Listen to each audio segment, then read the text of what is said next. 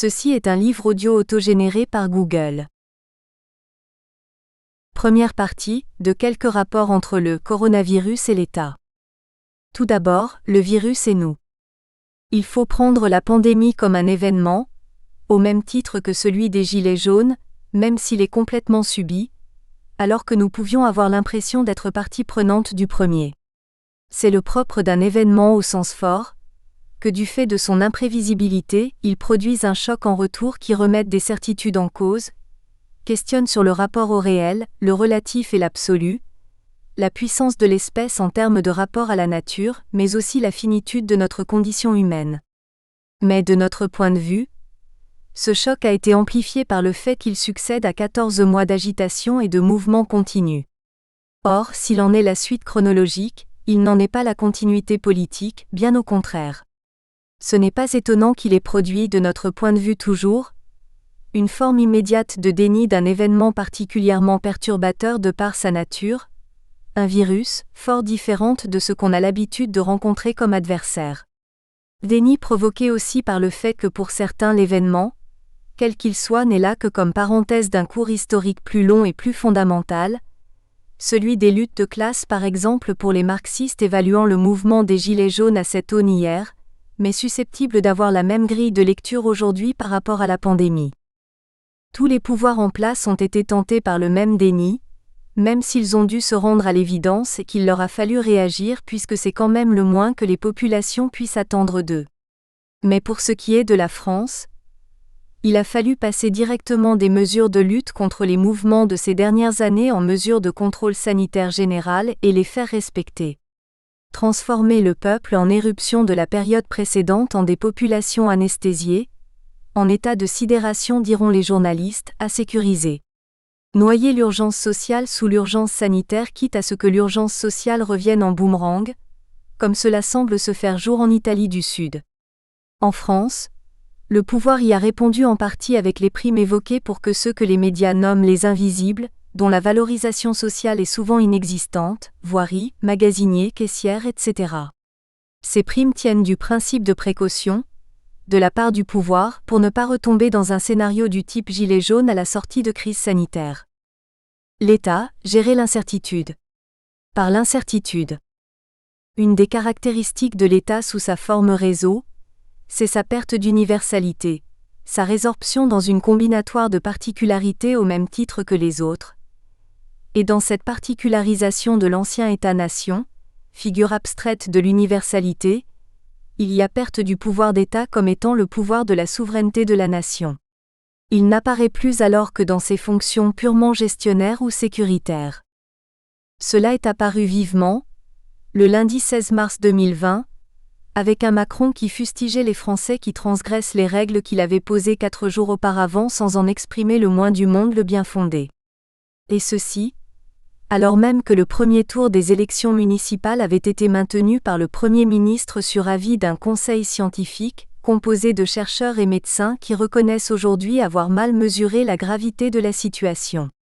Les enjeux d'une campagne électorale ne pouvaient donc souffrir du principe de précaution, et le gouvernement aura tenu bon surtout jusqu'à risquer la propagation du virus. Il est vrai qu'il n'était pas encore question de guerre, et de mobilisation totale, comme cela nous fut servi ensuite dans cette gestion de crise à géométrie variable tout simplement parce que le gouvernement pensait que le virus passerait comme une grippette, sans tenir compte du fait qu'il allait mettre au grand jour une crise sanitaire liée à l'état général des systèmes de santé publique et particulièrement de l'hôpital public pour ce qui est de la France. En parallèle avec cette nouvelle étape en sorte d'appel de Londres, le pouvoir politique a mis en place une gestion de crise. En effet, les institutions et médiations traditionnelles comme le Haut Conseil de la santé publique sont restées sans réaction, dans l'incapacité à proposer une direction permettant d'éclairer une quelconque décision politique en situation d'incertitude. Le pouvoir s'en est donc remis à un haut commandement concentré d'experts sous l'autorité directe de la présidence. Une sorte d'alliance entre le savant et le politique, qui ne pouvait faire mouche auprès de la population. Dès lors, plus ou moins conscient d'une perte de crédibilité de sa parole, à qui ce même pouvoir a-t-il fait appel pour donner à son discours de la force? Aux soignants, pourtant si délaissés depuis des années et quasiment empêchés de travailler par des restrictions budgétaires et une hiérarchie administrative et sanitaire omniprésente, à un tel point que beaucoup de soignants, selon leur dire et malgré les difficultés actuelles extrêmes, retrouvent un peu de sens à leur activité. En effet, dans la crise sanitaire et son climat anxiogène, cette entité, les soignants, représente un pouvoir de persuasion beaucoup mieux reçu que celui du chef de l'État ou celui de l'ancienne ministre de la Santé. Ces soignants sont d'autant plus nécessaires au pouvoir en place qu'ils lancent des appels aux citoyens pour qu'ils les aident, de manière indirecte, en se protégeant par le respect de gestes barrières, de façon à éviter de surcharger les hôpitaux. Ils restent donc dans le même registre que le discours officiel qui évite de poser la faillite des dernières politiques de santé, comme un des éléments de la crise sanitaire actuelle. L'objectif commun des politiques et des soignants se fait sur l'exigence immédiate de ne pas être débordés, chacun dans son domaine. Concrètement, il s'agira de freiner la pandémie pour lisser la courbe des contaminations graves au niveau de la capacité d'accueil. Belle validation, s'il en fallait encore, du modèle de l'État sous sa forme réseau. Ici, une combinatoire entre forme régalienne et forme réticulaire de l'État, les médias transmettant les messages. Il est à remarquer que cet appel aux soignants n'est pas propre à la France, puisqu'on le retrouve aussi en Belgique, Espagne et en Italie. Les réseaux sociaux appellent ainsi, au moins dans ces 4 pays, à des concerts d'applaudissements tous les soirs pour soutenir les grévistes irresponsables d'hier que l'on transforme en héros du travail sur le front de guerre aujourd'hui. Cela dit, les soignants ne sont pas dupes et le font parfois savoir publiquement. Ainsi, un médecin urgentiste de Liège rappelle que les hôpitaux n'ont pas attendu le Covid-19 pour être dans la galère, en surbooking permanent, si. Et que le soutien doit aussi pouvoir se faire lors de manifestations contre les réductions budgétaires, et par le choix des urnes. Après la police applaudit au lendemain du Bataclan, voilà maintenant les soignants qui se retrouvent en première ligne quand toutes les institutions, médiation traditionnelle de l'État-nation, ont été résorbées et qu'il ne reste que la gestion par des intermédiaires à faire valoir. Par exemple avec l'éducation dans une imbrication entre école, université et apprentissage tout au long de la vie, ou encore la gestion de la misère par Pôle emploi CAF, association de réinsertion, etc. Ces dispositifs, quelle que soit leur forme, prennent pied dans une chaîne d'intermédiation qui ne cesse de s'allonger comme quand ce sont ces mêmes soignants, comme entités médiatico-corporatives abstraites, qui exigent des mesures plus strictes de confinement et une réorientation des dépenses publiques au nom de l'intérêt des malades et de leurs propres conditions de travail. Cette incapacité à prendre des décisions politiques est peut-être ce qui caractérise le plus les États du monde occidental. En effet, si on regarde les mesures prises en Chine, mais aussi à Taïwan, à Singapour, Hong Kong et en Corée du Sud, ce n'est pas le niveau d'atteinte aux libertés dans les mesures prises pour lutter contre le virus qui est le plus remarquable, car pour ce genre de comparaison tout est à rapporter à la situation en temps normal. Dit autrement, est-ce que la Chine s'est vraiment écartée de ce qui s'y passe tous les jours habituellement ? Disons que le pouvoir s'est appuyé sur ces fondamentaux qui ne sont pas démocratiques. Mais que dire d'un pays comme la France où les constitutionnalistes épiloguent sur le fait de savoir si un second tour pourrait être juridiquement reporté sans invalider les résultats du premier tour, et ne disent pas un mot sur les mesures mises en place de façon autoritaire par un président qui se pose en chef de guerre. Une fonction et un pouvoir que lui confère d'ailleurs la Constitution de la Ve République. Après bien des atermoiements, la pandémie n'a pas été sacrifiée à l'économie.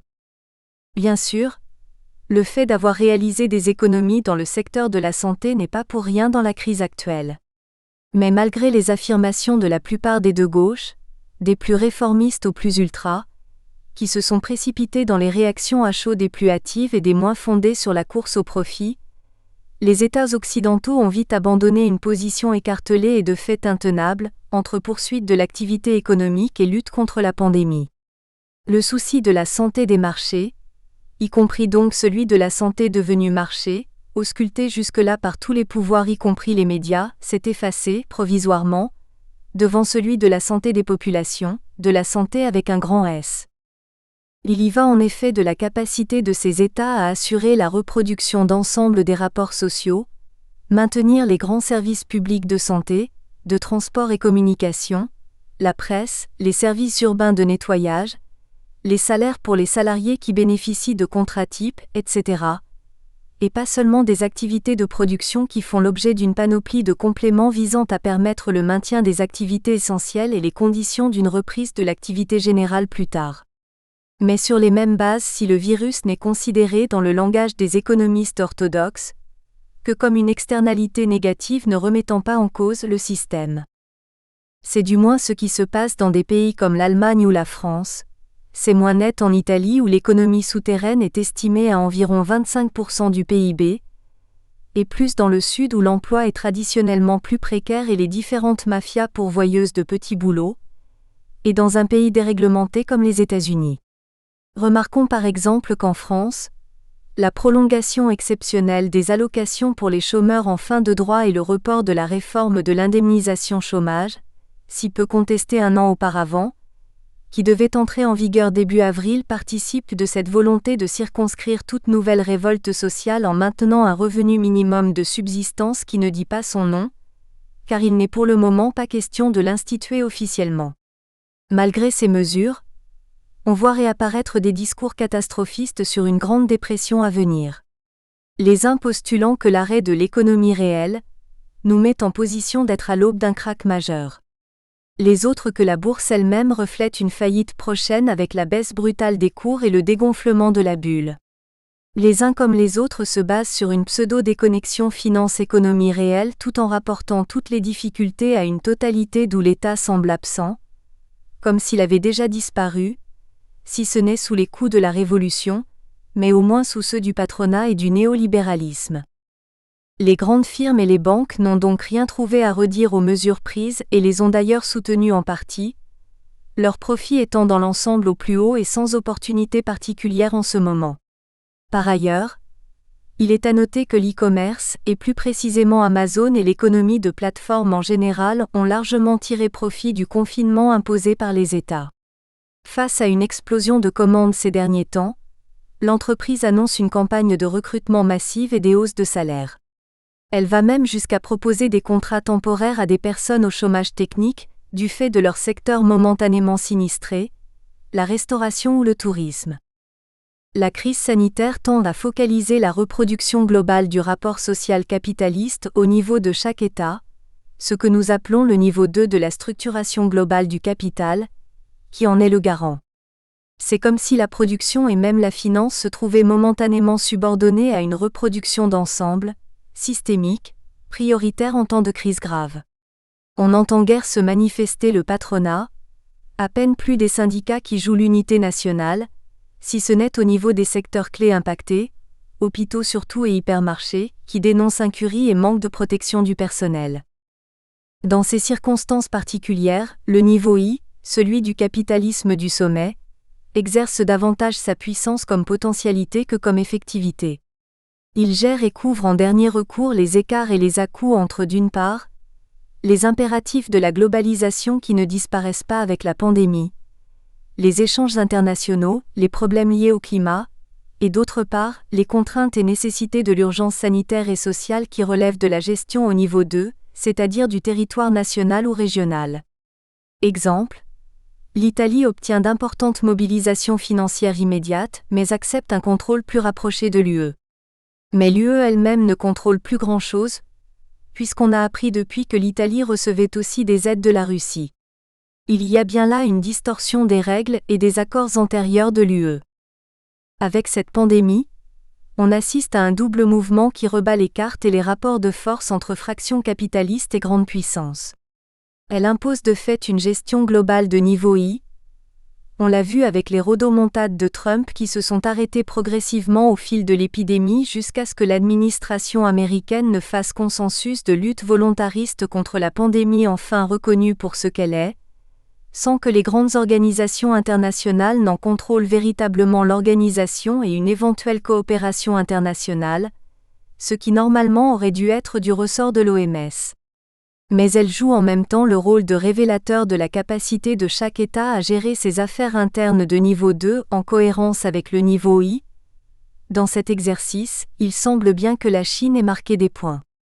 D'abord de par sa formidable capacité à s'adapter à l'enjeu sanitaire et à y répondre, gestion de crise de niveau 2, par la lutte concrète contre la pandémie qui est passée par l'unité, le civisme, le consensus, l'acceptation de l'état d'urgence sanitaire, ensuite par le maintien de sa stratégie d'ouverture vers l'Ouest en accordant son aide médicale à l'Italie dans la perspective de créer une nouvelle route de la soie à domination inversée niveau I. Dans tous les cas, l'État a cherché à restaurer son image d'État-nation, en redéfinissent des règles générales de priorité faisant l'objet d'une planification démocratique des besoins productifs et sociaux. Une idée qu'il a justement abandonnée depuis pas loin de 40 ans, en se restructurant sous la forme d'États-réseaux soumis aux coups de barre et coups de gueule des différents groupes de pression.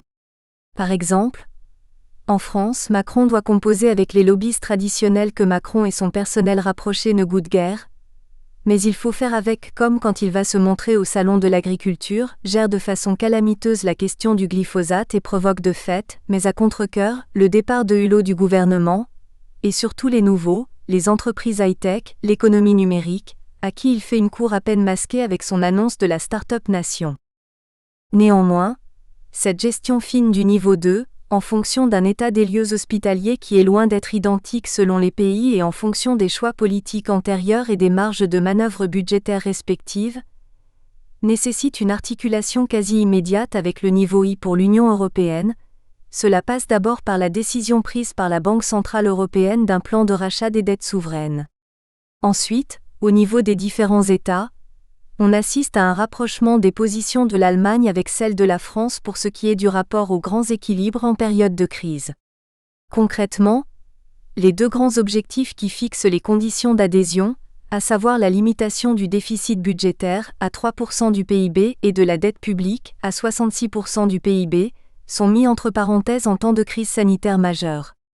Toutefois, des désaccords persistent entre le choix de la mutualisation des dettes sans condition, position de la France, Belgique, Irlande, Slovénie et Pays du Sud, ou le plus traditionnel mécanisme européen de stabilité, position de l'Allemagne, Pays-Bas, Autriche, Finlande, mise en place en 2012 où les prêts se font sous contrainte, confère son application en Grèce. Un exemple de cette interaction entre niveau et niveau 2 nous est donné par le rôle actuel de la Banque centrale européenne, qui rachète massivement les emprunts d'État de la zone euro pour éviter que ceux-ci passent sous les fourches caudines des marchés financiers. Elle a notamment fait sauter la clé de capital, qui prévoit qu'une banque centrale ne peut racheter de la dette publique qu'en proportion de la part de chaque pays dans le PIB de la zone euro. En accordant son attention première ici à l'Italie, elle rompt avec ce présupposé censé éviter les cas particuliers par l'imposition de règles communes. Une position de principe qui niait jusque-là la possibilité de choc asymétrique, à l'intérieur de la zone euro dont la pandémie vient pourtant de confirmer la possibilité. C'est ainsi la reconnaissance pragmatique d'un principe de compensation, quand on a affaire à des événements qui dépassent les questions de bonne ou mauvaise gouvernance, et touchent différemment des pays qui n'ont pas la même place dans la division internationale du travail. Il en est ainsi dans l'UE pour les pays dont le tourisme constitue une part importante de l'activité de service. Pour élargir le propos, nous avons tendance à penser que la crise actuelle est le signe que contrairement aux positions qui considèrent le virus comme une contradiction strictement interne au capitalisme, lutte pour le profit, démantèlement du secteur public au profit du privé, mondialisation, on a plutôt affaire à une contradiction plus générale, celle de notre rapport à la nature. En effet, il n'y a pas de discontinuité entre la question du climat et celle de la pandémie. La différence s'inscrit plutôt dans la temporalité, lente pour la première, soudaine pour la seconde. Le rapport objectivité-subjectivité dans la gestion de la pandémie. Il ne s'agit pas pour nous de nier l'existence du virus comme en arrivent à le faire certains, tels Giorgio Agamben, avec des positions qui interprètent les événements ou phénomènes non à partir de leur nature ou de leur cause, mais à partir de leurs conséquences, liberticides, mais force est de reconnaître que beaucoup des mesures de prévention ne s'expliquent pas par le fait de vouloir contenir le virus, mais par le fait qu'il ne faut pas donner l'impression qu'une grande partie de la population serait en congé et contente de l'être, pendant que certains services publics et entreprises de voirie ou productrices de services alimentaires restent sur la brèche. Les appels de l'État au télétravail et à la poursuite des cours par ce biais, par des enseignants dorénavant aussi confinés que leurs élèves, vont dans le même sens. Ils ont été annoncés au moment où les gouvernements pensaient se débarrasser de l'affaire en 15 jours. Il était par exemple question que les sportifs professionnels reprennent le 4 ou 5 avril. Or ces appels ont épuisé leur effet d'annonce et par exemple, pour ce qui est de l'enseignement, le ministère de l'Éducation nationale admet aujourd'hui que les notes de la période de confinement ne seront pas validées et le bac le sera par contrôle continu. Quand nous parlons ici de télétravail, nous ne parlons pas de la part de celui-ci qui est déjà intégré dans la nouvelle organisation du travail, la stratégie managériale des grandes entreprises et qui brouille les frontières du temps de travail effectif et participe de la chaîne d'évanescence de la valeur. Nous parlons des appels artificiels du gouvernement à un passage généralisé au télétravail. En effet, outre le fait qu'il pourrait répondre à des raisons sanitaires, il ne s'agit pas là pour l'État de maintenir des points de croissance pour le PIB ou de profit pour les entreprises puisqu'elles ne sont même pas demandeuses. Ce qui est déterminant, en ces périodes où tout se brouille encore plus avec un chômage partiel de masse, c'est de maintenir d'abord le principe que tout salaire mérite travail, maintenir ensuite l'habitude au travail, garant de discipline et d'employabilité en retour, et enfin pourquoi pas de préparer à l'extension des nouvelles formes de travail si l'expérience s'avère concluante. En effet, ne passent au télétravail effectif que ceux qui faisaient déjà du télétravail, mais pour les autres soit c'est impossible de par la nature même du travail en question. Les ouvriers des usines automobiles fermées ne passent pas au télétravail, soit parce que les difficultés d'organisation sont telles et pour une période sans doute inférieure à 3 mois, que le jeu n'en vaut pas la chandelle. Enfin, dans de nombreux secteurs, c'est le support même de l'activité qui vient à manquer et en France, le cas particulier qu'ont représenté les élections municipales tronquées ne fait qu'aggraver les choses. L'incertitude politique bloque toute la commande publique qui est un des moteurs de l'activité nationale et le secteur du BTP en souffre, confinement ou pas. L'activité en télétravail est par ailleurs une façon de juguler l'impression de beaucoup d'être sans activité et ce à l'heure où nombreux sont ceux, parmi les salariés, qui se posent la question de comment s'occuper justement. Sur ce plan Internet est une ressource fondamentale dans le cadre d'une tendance accrue de la société capitalisée à la dématérialisation comme au connexionnisme. Cela démontre aussi la capacité du pouvoir à user des technologies afin de recombiner les rapports sociaux de production, dans des conditions où les salariés sont séparés de leurs lieux habituels de travail. Il ne s'agit pas pour lui de reproduire les conditions du travail à la tâche et domestique du XIXe siècle, mais de promouvoir l'autonomie individuelle et la supposée créativité au travail à son profit. Rester chez soi et avoir tout à disposition, technologie, fait pendant ou toujours être à disposition, de l'employeur. Qu'il s'agisse de travail, de jeu ou de loisirs, de communication, il s'agit de maintenir une continuité qui n'est pas seulement imposée de l'extérieur par le capital. Il y a bien interaction avec l'univers machinique qui nous entoure. Nous le subissons, et l'utilisons tout à la fois, mais pas à partir des mêmes positions sociales. Le capital est toujours un rapport social, même dans la société capitalisée. Ainsi, au-delà de la façon dont le pouvoir gère la crise en cherchant à rester maître du temps, peut se poser pour chaque individu salarié, la possibilité de revoir son rapport au travail en général et au temps de travail en particulier. C'est-à-dire ce temps aux ordres qui, à travers le processus d'inessentialisation de la force de travail, se trouve aujourd'hui essentiellement consacré à consolider les bases de la domination dans la production des rapports sociaux capitalistes. Et voilà qu'un virus produit un chamboulement global d'une vie qui ne se résumait pas au slogan gauchiste primaire, métro, boulot, dodo, mais comprenait, à côté de ça ou malgré ça ou encore parfois grâce à ça, sociabilité entre camarades, collègues de travail, amis et parents, sorties, vie amoureuse libre, jeux. De manière brutale, des millions de personnes se trouvent reconfigurées par l'État pour une vie réduite au strict minimum, travailler, manger, se soigner, s'isoler, et pour ceux ne pouvant ni se rendre au travail ni télétravailler et qui n'ont pas de garde d'enfants, placés d'office en chômage technique, mais avec maintien de revenus pour une durée relativement indéfinie. Face à ce vide, les médias ne cessent de prescrire des occupations en tout genre à une population confinée soi-disant en mal d'activité, mais surtout en manque de rapport avec les autres. Il s'agirait ainsi de redécouvrir les joies de ce qui n'existait pratiquement plus. Le silence, la contemplation, la circulation à rythme lent, la lecture, le home sweet home, sans indiquer qu'on pourrait retourner à ces temps-là puisque c'est tout l'ancien monde qui doit laisser place et il n'est donc pas question de revenir au temps de la bougie.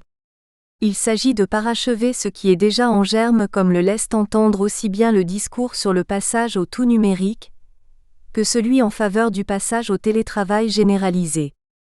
Pourtant, si la rupture momentanée de la socialisation que produit le salariat dans nos sociétés modernes pourrait entraîner sentiment d'inutilité voire de dépression, il faut tout de même souligner que cette mise à distance permet aussi de souffler un peu, d'une part par rapport aux luttes de ces 2 ou 3 dernières années qui ont épuisé nombre d'entre nous sans forcément nous laisser le temps d'en faire un bilan, d'autre part face au lot de souffrances engendre bien souvent le travail, harcèlement de la hiérarchie ou zizanie entre collègues, perte de sens de son activité, maladie professionnelle, stress physique et psychique. Loin de toute théorie du complot, nous pouvons affirmer que le virus n'est pas fabriqué directement par le capitalisme, ni même par l'industrialisation à outrance, sinon on ne comprendrait pas la survenue des épidémies de peste d'il y a 1000 ou 500 ans. Comme le cancer, la pandémie est multifactorielle et chaque jour une nouvelle chasse l'autre sur son possible vecteur d'origine, ou sur son transmetteur.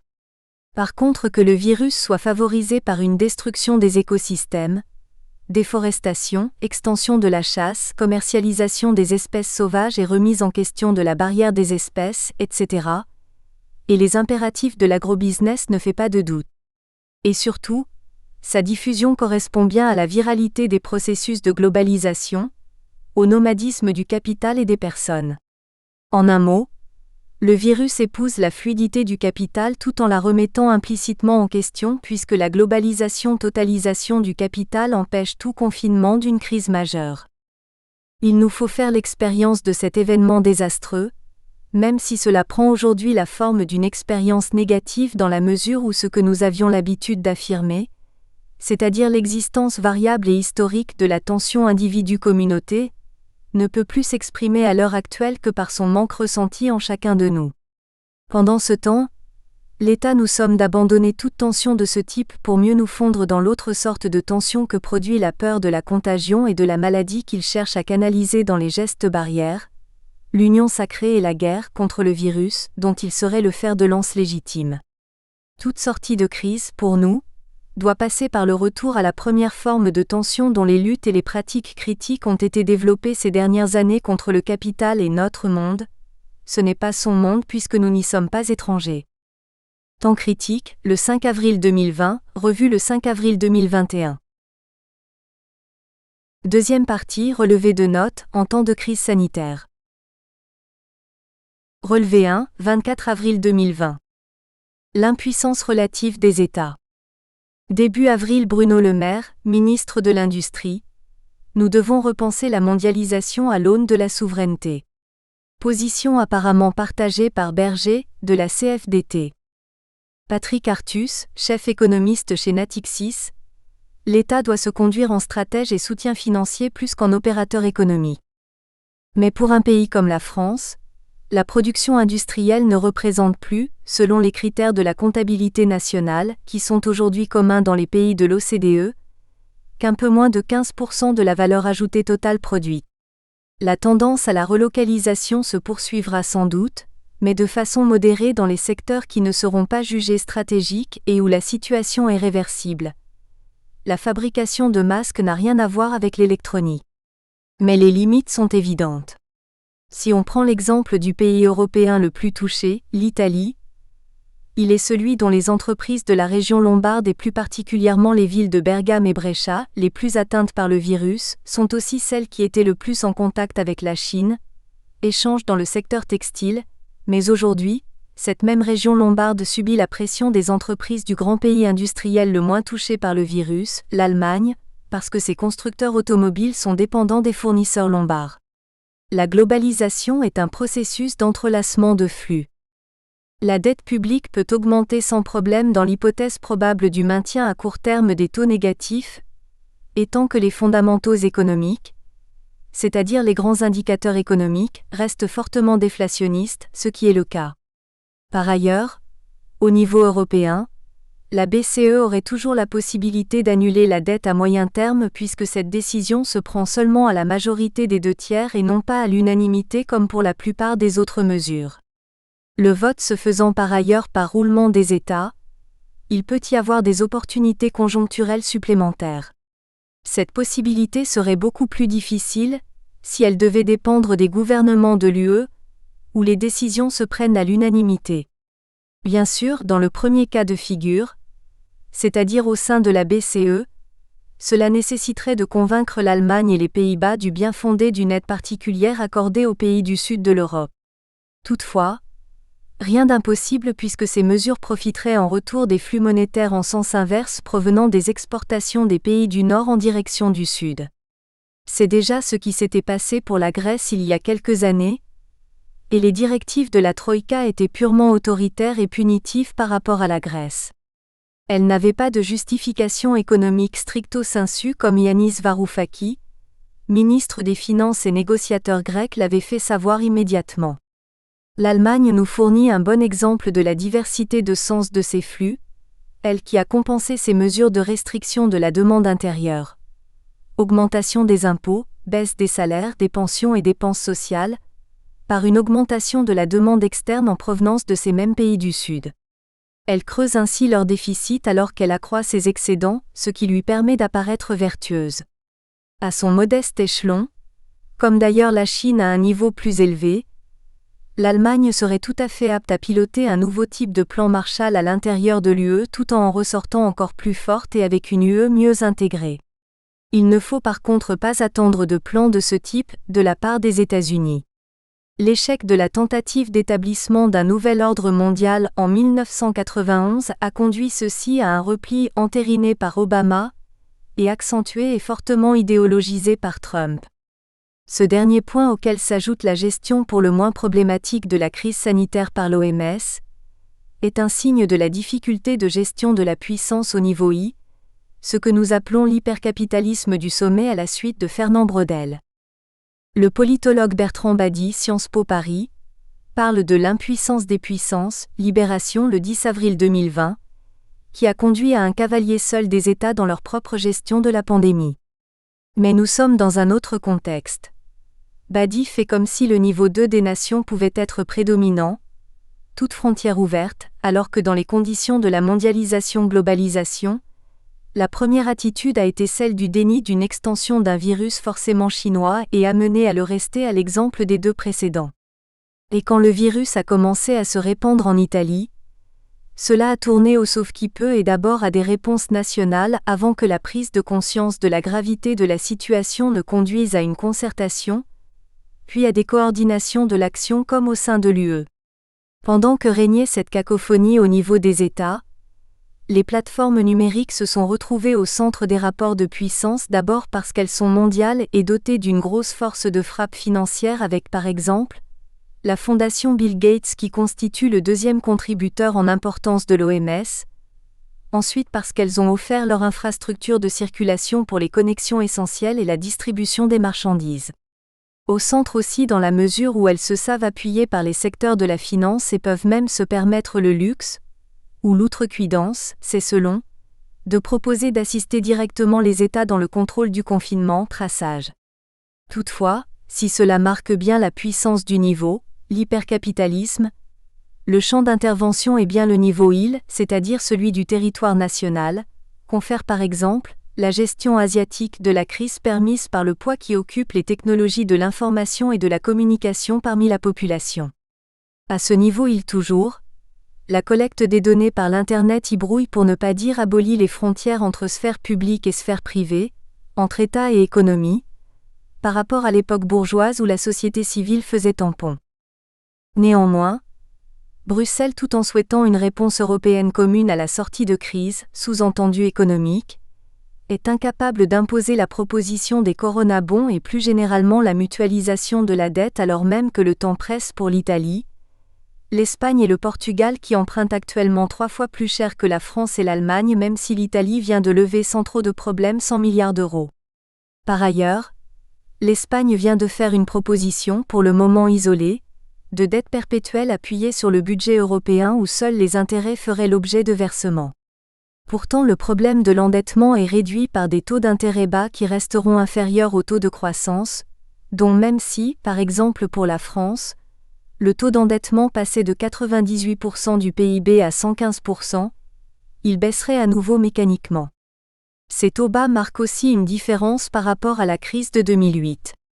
Enfin, l'UE est obligée d'admettre une sortie nationale du confinement et la question de l'existence des frontières, confère l'article du géographe Michel Fouché dans Le Monde du 21 avril 2020. Pendant ce temps, mais cela va dans le même sens, le G7 ne s'est même pas réuni et le G20 n'a pris qu'une décision sur la suspension de la dette des 76 pays les plus pauvres. La tension États-Unis-Chine autour d'Huawei, la 5G et plus généralement l'équilibre des échanges d'une part, celle entre les États-Unis et la Russie sur le prix du pétrole d'autre part, ont bloqué toute possibilité de détente à court terme. Le déni premier de tout face à la menace de passage d'un stade épidémique à une pandémie mondiale a fait le reste. L'impréparation des personnels politiques a été patente, ce qui n'est pas scandaleux si on considère la pandémie comme un événement, qui a donc sa part d'imprévisibilité, même s'il avait été précédé d'au moins 2 alertes. Il n'empêche que les États y ont répondu. En effet, contrairement à la grippe espagnole de 1918, ce n'est pas le virus lui-même qui a eu des effets économiques de crise, mais les décisions politiques de protection des populations. Ils y ont répondu chacun à leur façon en fonction de critères culturels et sociopolitiques, et aussi de la manière dont ils conçoivent l'affectation des dépenses de santé. Les chiffres sont, de ce point de vue, édifiants. Les USA sont le pays qui dépense le plus pour la santé en pourcentage de PIB, 17%. La France arrive en tête dans l'UE avec 11,3 contre 11,2 pour l'Allemagne. Mais en nombre de lits pour 1000 habitants, cela change tout. Quand les Américains alignent 3 lits d'hôpital, la France en a 6 et l'Allemagne 8, le Japon 13. Sans parler du fait que 30 millions d'Américains n'ont pas de couverture sociale santé. Si on regarde plus précisément encore les chiffres, on s'aperçoit qu'en France 34% des salariés hospitaliers seraient sans tâche médicale, un point sur lequel des journaux comme Le Figaro ou Les Échos insistent non sans arrière-pensée, et des normes extrêmement sévères, mais souvent bureaucratiques, confèrent le rôle de l'ARS, qui entraîne une guerre publique-privée dont des exemples sont apparus pendant la pandémie au niveau de la gestion des lits disponibles. En revanche, d'autres journaux tels Libération ont mis l'accent sur les nombreux invisibles des hôpitaux, aux tâches souvent ingrates, nettoyage par exemple, et peu valorisées. Le Ségur de la santé a abordé cette question et a étendu la prime soignant aux non-soignants de l'hôpital même si elle sera moins importante. Le paradoxe est donc qu'alors que la crise sanitaire semble remettre au premier plan l'action publique et l'État, ce dernier se trouve presque partout affaibli au niveau de sa direction politique perçue parfois comme déjà peu légitime avant même l'arrivée du virus. On peut en effet remarquer une corrélation au sein des puissances de l'OCDE entre les gouvernements les plus déconsidérés, Italie, France, Espagne, États-Unis, et le nombre de victimes. Cela ne nous conduit pas à épouser l'interprétation gauchiste visant à insinuer l'idée, même en dehors de toute perspective complotiste, que le traitement de la crise sanitaire aurait pour fonction première ou même seconde de domestiquer les antagonismes sociaux. Cette version pourrait être recevable si les politiques menées en France ou à Hong Kong par exemple, puisque ces pays ont connu ou connaissent des mouvements de lutte importants, étaient l'exception, mais la préoccupation sanitaire triomphe partout y compris dans les pays qui n'ont pas connu le moindre trouble d'importance depuis des dizaines d'années. En France, cet affaiblissement politique se marque d'abord par la mise en place d'un conseil scientifique supplantant de fait les organismes officiels de la santé publique, pour finalement, après force tergiversation, s'en remettre aux statistiques et simulations de l'Imperial College anglais, ensuite, par la suspension des réformes chômage et retraite, la fin du fétichisme des règles d'orthodoxie budgétaire et de celles concernant le niveau de la dette fixée par les accords de Maastricht. Enfin, par la proposition plus ou moins explicite d'un gouvernement d'union nationale. La crise du Fordisme de la fin des années 1960 début des années 1970 avait, entre autres, montré les limites de la production de masse organisée dans le travail à la chaîne. Les grèves bouchons ou thromboses des ouvriers spécialisés, OS, ont interrompu par leur action cette chaîne de production hier comme le virus a interrompu la chaîne de valeur aujourd'hui. De la même façon que le travail à la chaîne n'a pas complètement disparu, la chaîne de valeur mondialisée ne sera probablement pas démantelée, mais le danger d'une trop grande distanciation géographique et la dépendance qui en découle est enregistré. Sera-t-il acté essentiellement au niveau macroéconomique et politique stratégique de l'État, ou alors seulement au niveau microéconomique des entreprises, n'est pas tranché. La pratique du télétravail sort renforcée du confinement, mais les retours qu'en donnent les directions d'entreprises via la presse laissent planer un doute sur une extension qui bouleverserait véritablement l'organisation actuelle du travail. Le patronat comme l'administration veulent garder l'œil sur le travail, et doivent rappeler de façon récurrente à leurs salariés que dans télétravail, il y a travail et non pas seulement autonomie. En outre, le contact humain s'avère très vite nécessaire dans les postes de responsabilité et l'arbitrage reste très en faveur du maintien de l'entreprise comme lieu central, et c'est sur ce lieu que se concentrent, pour le moment du moins, les aménagements. Il est clair qu'à ce niveau, les intérêts du patronat ne recoupent pas exactement ceux du gouvernement et de l'État, parce qu'ils ne relèvent ni de la même temporalité ni du même champ. Le gouvernement est forcément court-termiste, car pour lui le télétravail est en lui-même un geste barrière, alors que les directions d'entreprise ont une stratégie de moyen et long terme qui fait que pour elles, au mieux, le télétravail est une expérience dont elles verront si elles peuvent en tirer profit dans tous les sens du terme. Mais le mouvement est pris. Un événement fort a souvent tendance à accélérer un mouvement en cours, ici, celui de la virtualisation et de la numérisation des processus de travail et de vie. Si la crise de 2008 a souvent été présentée d'après nous à tort, comme une crise de déconnexion entre finance et économie réelle, il ne peut en être ainsi de la crise sanitaire. Elle a bien touché en premier les marchés financiers et la bourse du fait de leur extrême sensibilité à toute perturbation externe, et si certains y ont vu tout de suite un éclatement de la bulle, le marché s'est assez vite ressaisi sans parler du cours haussier du Nasdaq. La rapidité de réponse dans le secteur de la production matérielle ne peut évidemment répondre à la même vitesse, et on assiste non pas à une dévalorisation ou même décapitalisation, mais bien plutôt à une mise en jachère de capital fixe et de capital variable pour garder les concepts marxistes. Mais contrairement à une période de guerre où il y a destruction de capital, et où la sortie se pose en termes de reconstruction, il en est autrement aujourd'hui. Si le capital, qu'il prenne la forme des grandes entreprises ou de la finance, sait prendre des risques et les gérer, il est beaucoup moins à l'aise dans les situations d'incertitude et on peut parier que de partout l'action publique tentera de pallier à cette faiblesse en soutenant une confiance que les entreprises ne peuvent pas créer elles-mêmes. En effet, dans cette situation d'incertitude, les anticipations de ces dernières sont plus réactives qu'actives. Les États vont donc être amenés à se substituer en partie aux agents économiques privés, afin de faire médiation entre les différents secteurs de l'économie en assurant la liaison banque centrale-entreprise pour une reprise avec comme choix la monétisation de la dette, c'est-à-dire l'achat par la Banque centrale des obligations émises par les États, ce qui était une pratique en cours dès avant la pandémie.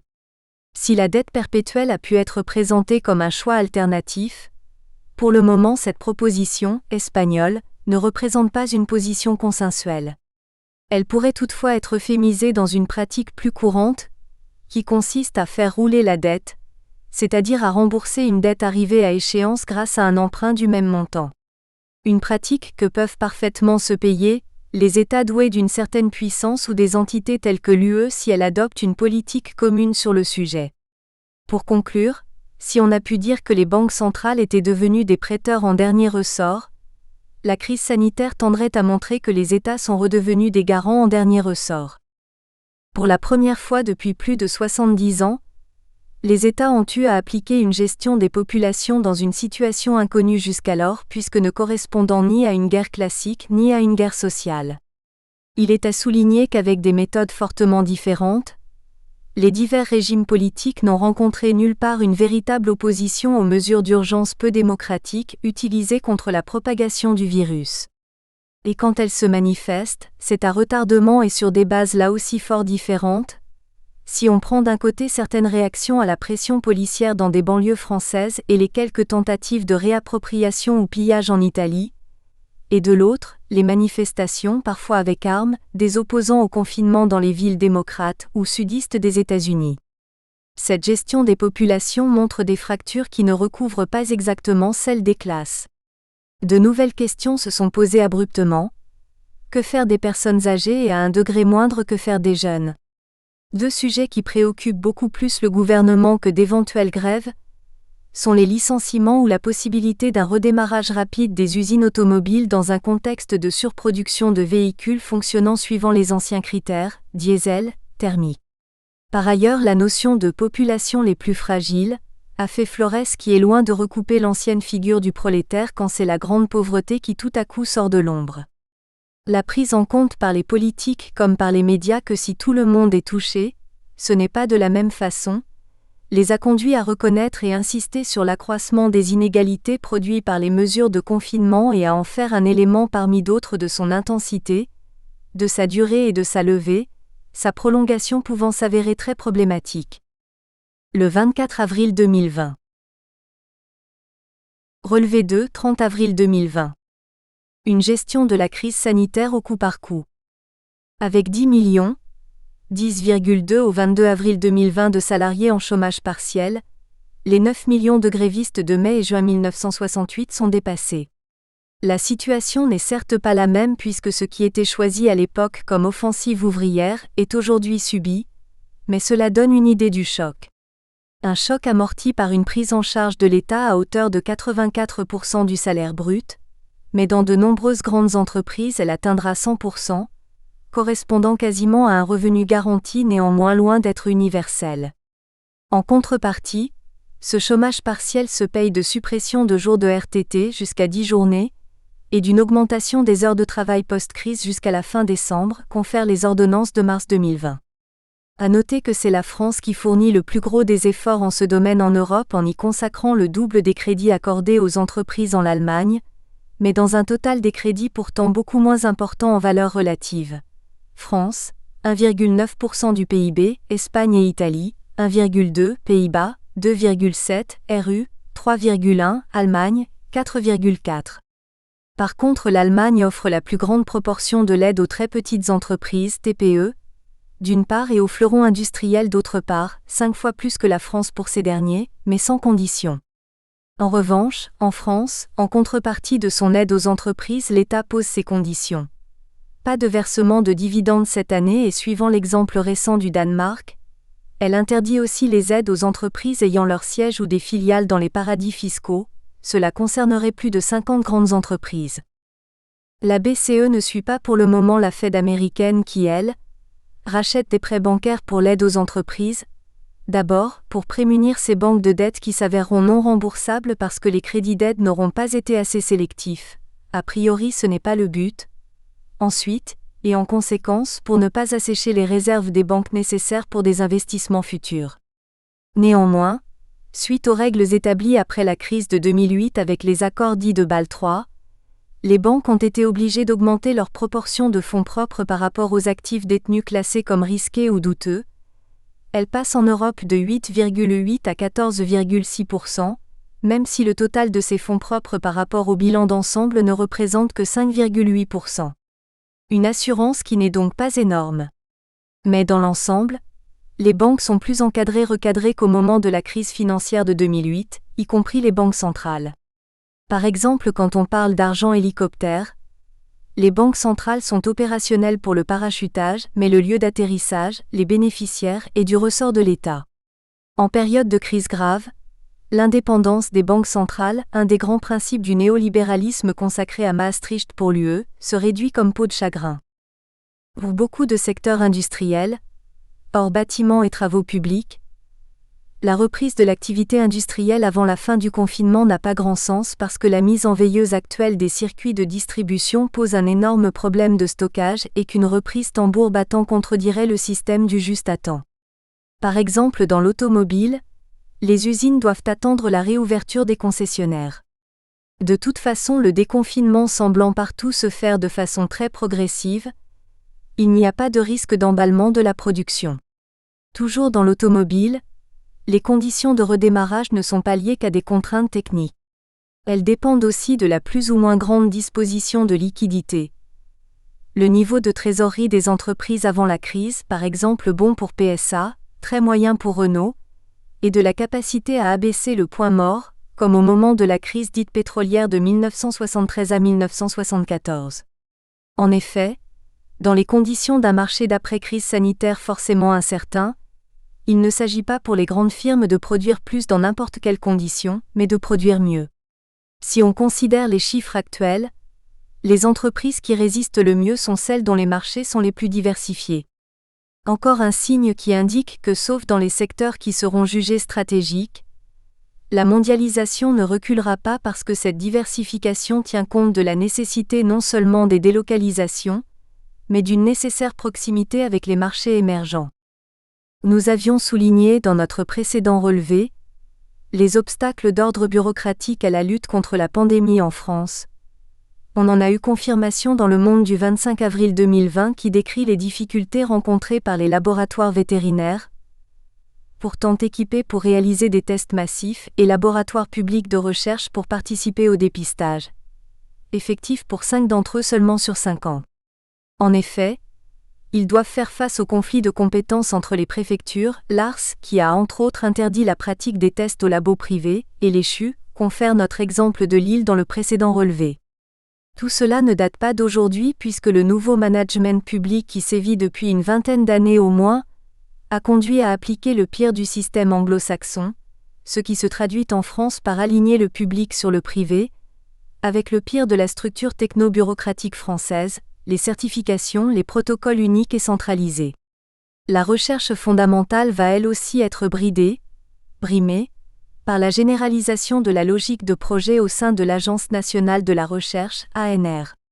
Plus prosaïquement pour ce qui concerne les masques, l'État, sous la présidence Hollande, est passé d'une logique de stock stratégique à une logique de mutualisation des moyens avec rhétorique d'optimisation pour la légitimer.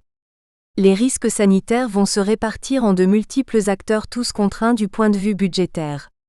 Techniquement, cela a abouti à une dilution des masques FFP2 au sein des établissements de santé, la centralisation ne concernant plus que les masques chirurgicaux, dont le renouvellement ne sera pas fait car l'effort sera porté sur le sérum de la variole, le Tamiflu et les combinaisons intégrales anti-Ebola. Pour tout ce qui concerne le droit pendant la période de confinement, il faut partir de l'idée de base que le confinement n'est pas une mesure sanitaire, au contraire de la quarantaine ou même de la quatorzaine inaugurée pour le corona. Il n'est donc pas le fruit d'une politique de santé, mais une réponse doublement contrainte par un événement imprévu venant rencontrer une imprévoyance générale et une infrastructure sanitaire inadaptée ou en mauvais état. Si le virus n'est pas une personne humaine, de fait il met l'État et les personnes devant un fait accompli que l'État transforme en fait de droit à partir de règles qui échappent plus ou moins à la loi commune tout en cherchant à ne pas trop s'en éloigner, consensus démocratique oblige. Par exemple, le décret du 16 mars 2020 sur l'état d'urgence s'appuie sur l'article 37 de la Constitution, mais toutes les mesures censées être exceptionnelles et donc conjoncturelles sont pourtant portées au Code de la santé publique comme si elles allaient être pérennisées, alors qu'il n'y a encore eu aucun contrôle parlementaire.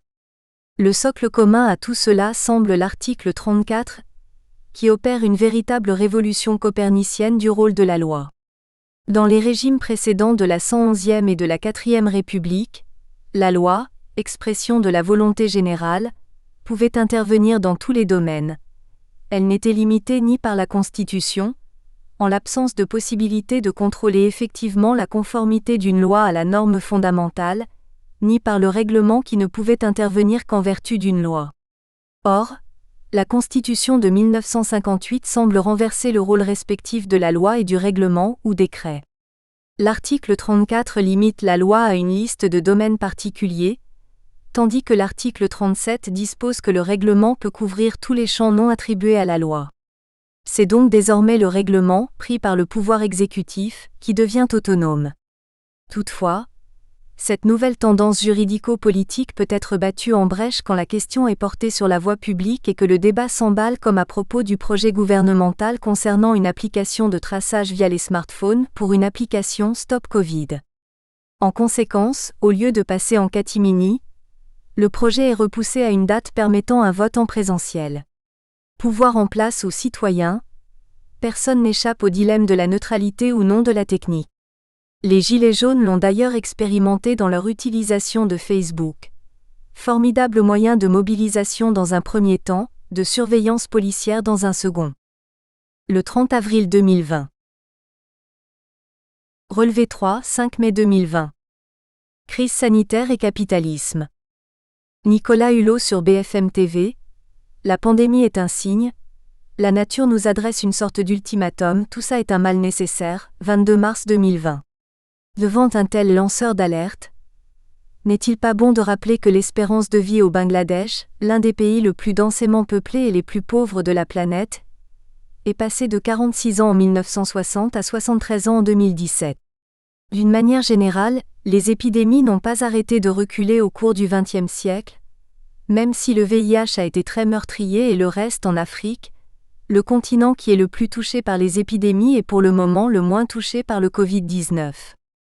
Comme le dit Jérôme Bachet dans son article du numéro 238 de lundi matin, les infections virales sont des phénomènes naturels, au sens où les virus ont leur propre comportement et inclinaison, mais le devenir de certains d'entre eux est largement orienté par les transformations des milieux qu'induisent les activités humaines.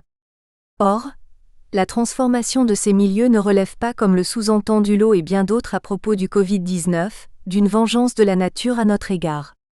Les épidémies ne sont pas l'expression d'un complot de la nature dirigé contre l'humain, et ce n'est pas la peine d'en accuser le pangolin ou un quelconque autre animal, ou encore la rupture de la magique barrière des espèces.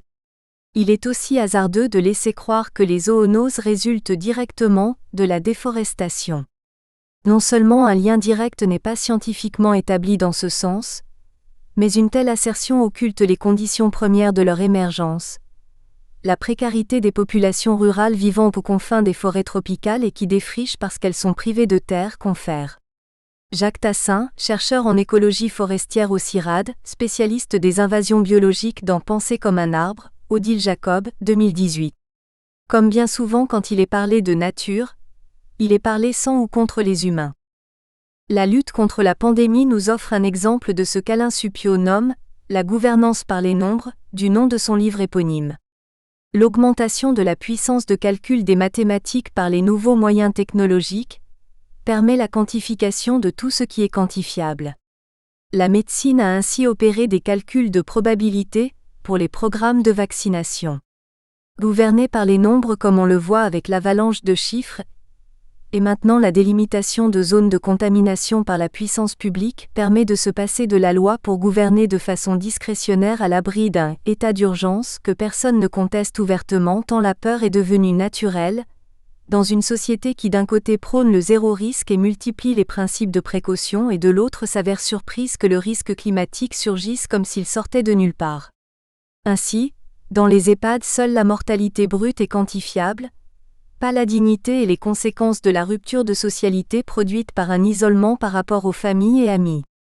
Cette quantification s'est évidemment étendue à l'économie, science de la rareté, et la théorie des jeux est venue lui insuffler ce supplément de quantification à défaut de supplément d'âme, dilemme du prisonnier, théorie de l'agence. C'est une modélisation mathématique et statistique à outrance qui est utilisée pour produire des simulations de situations permettant de fixer les mesures à prendre dans la lutte contre la pandémie, comme si elles allaient se substituer à une politique sanitaire défaillante. Néanmoins, ce gouvernement par les nombres n'a pas la neutralité de la science pure et dure, bien propre sur elle. Ainsi, un rapport de l'Inspection générale de l'administration, IGA, d'avril 2005, confère l'enquête Le Monde le 4 mai 2020 sur le désarmement sanitaire, qui insistait sur la nécessité d'un plan de prévention contre une crise sanitaire d'importance a-t-il très vite été enterré, priorité ayant été donnée aux cercles militaires et policiers axés sur la lutte contre le terrorisme et les risques d'attaques nucléaires et biochimiques, plutôt qu'aux infectiologues et épidémiologues alertés par les précédentes épidémies du VIH et du SARS. Bruno Canard, un spécialiste des coronavirus découvert au moment de l'épidémie du SARS en 2002, s'est d'ailleurs exprimé là-dessus en début d'épidémie en critiquant cet arrêt des recherches, confère. France 3 Provence-Côte d'Azur, 13 mars 2020. Il a vite disparu des radars. Un arrêté préfectoral des Hautes-Alpes du 22 avril prescrit des autorisations de se rendre en son jardin potager, pour y travailler, à l'exclusion d'y prendre un bain de soleil et d'y faire un barbecue. Source, Actualité du Sud des Alpes, 26 avril 2020. Un signe plus général de cet autoritarisme sans autorité et sans contexte, la création d'une voix de son maître de l'information par la porte-parole du gouvernement, le service d'information du gouvernement, SIG, dont le but est d'informer sur la désinformation, car les fake news et les théories complotistes menaceraient le consensus démocratique. Nous sommes en guerre, disait Macron, et il faut donc des moyens appropriés même si leur utilisation reste ciblée et restreinte. En effet, pour le moment seuls les réseaux sociaux semblent visés par l'accusation d'émission de fake news, et non les grands médias, ou le gouvernement lui-même.